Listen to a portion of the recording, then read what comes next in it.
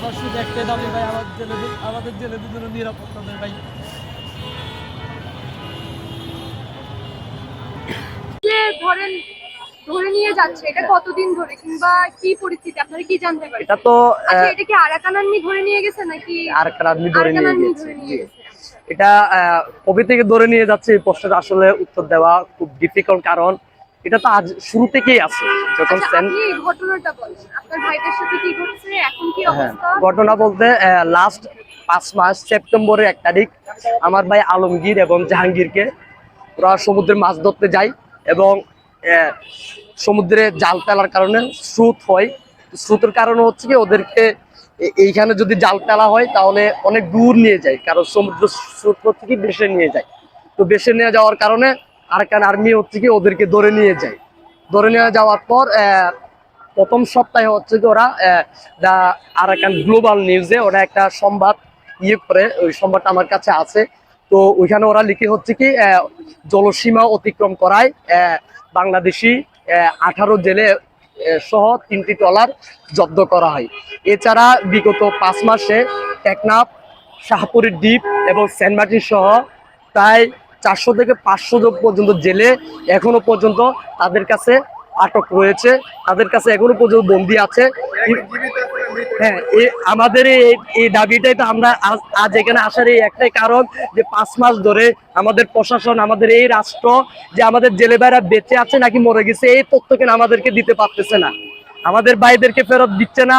ওটা তো আছে, কিন্তু ওরা যে মরে গেছে নাকি জীবিত আছে এই তথ্য পর্যন্ত কেন আমরা পাচ্ছি না। আমরা এত কেন বৈষম্যের শিকার, কেন আমাদের জেলে ভাইরা কি অপরাধ করছে যে তাদের এই রাষ্ট্র তারা জীবিত আছে নাকি মরে গেছে তাদের তথ্যটা পর্যন্ত আমাদেরকে। পরিবারগুলোর কি অবস্থা এখন? জি, পরিবারগুলোর কি অবস্থা? পরিবারগুলো তো অবস্থা দেখছিনি, তারা বলছে লাস্ট 5 মাস ধরে তাদের যে অবস্থা সেটা বলার মতন ভাষা তাদের নেই। তারা এক বেলা খাইলে 2 বেলা খাইতে পারতেছে না।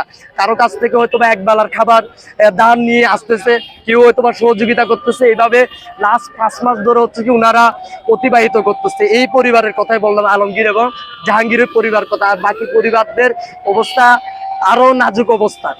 এমন এমন পরিবার আছে যে ওনার বাবা মাছ ধরতে গেছে, কিন্তু ওই পরিবারের ছোট ছোট 6 জন, 5 জন, 4 জন এরকম কি ছেলে মেয়ে আছে, কিন্তু ওর বাবা হচ্ছে কি মাছ ধরতে গিয়ে আরাকান আর্মির হাতে বন্দী হয়ে গেছে। আপনি জাস্ট চিন্তা করেন এই পরিবারগুলো কি অবস্থা হইতাছে। এই পরিবারগুলো অবস্থা যেখানে আর কোনো পুরুষ নাই। ইভেন আপনি শুনছেন আমার খালা বলছে যে কি, যে আমি যেন মরার আগে আমার ছেলেগুলোর চেহারা যাতে একটিবার দেখতে পাই, এই রাষ্ট্র যেন আমাকে সেই সুযোগটা করে দেয়। মরা হোক বা জীবিত হোক, যেন আমার ছেলেদেরকে আমি যেন তাদের চেহারাগুলো যেন আমার মৃত্যুর আগে একবার দেখতে চাই। দেখেন এই রাষ্ট্রের কাছে আমাদের সেন্ট মার্টিনের জেলেরা এত এত বৈষম্যের শিকার যে তাদেরকে নিরাপত্তা পর্যন্ত দেওয়া হচ্ছে না, এবং তাদেরকে বিভিন্ন অজুহাতে প্রেসার দেওয়া হচ্ছে। বিভিন্ন সময় তাদেরকে মাছ ধরতে দেওয়া মাছ ধরতে যাইতে দেয় না, বিভিন্ন অজুহাতে যে এই সীমা অতিক্রম করা যাবে না, ওইদিকে যাওয়া যাবে না, এই করা যাবে না, এই করা যাবে না। দেখেন এখন জেলেরা তো আমাদের মতো আপনাদের মতো হাই এডুকেশনাল না যে কি তারা একদম সীমান্ত ম্যাপ করে যে ওইখানে মাছ ধরবে। তো অনেক সময় হয় কি জাল এখানে ফেলছে, স্রোতের কারণে অনেক দূর নিয়ে যায়। তো অনেক সময় স্রোতের কারণে হচ্ছে কি অন্য একটা জলসীমায় ঢুকে পড়ে, তারা কিন্তু জানে না যে কি এটা অন্য দেশের সীমানা। তো এভাবে হচ্ছে কি আমাদের জেলেদেরকে আরাকান আর্মিরা ধরে নিয়ে যাচ্ছে, এবং আমাদের প্রশাসন, আমাদের রাষ্ট্র না এখনো পর্যন্ত প্রথমে 15-20 জন ফেরত আসলেও এরপরে যাদেরকে আটক করা হয়েছে তারা এখনো অবধি একটা জেলেও ফেরত আসে না। ইভেন প্রশাসন এবং এই রাষ্ট্রের কাছে কোনো তথ্য নেই যে এখন অবধি আসলে যাদেরকে আটক করা হয়েছে তারা কি আসলে জীবিত আছে নাকি মৃত।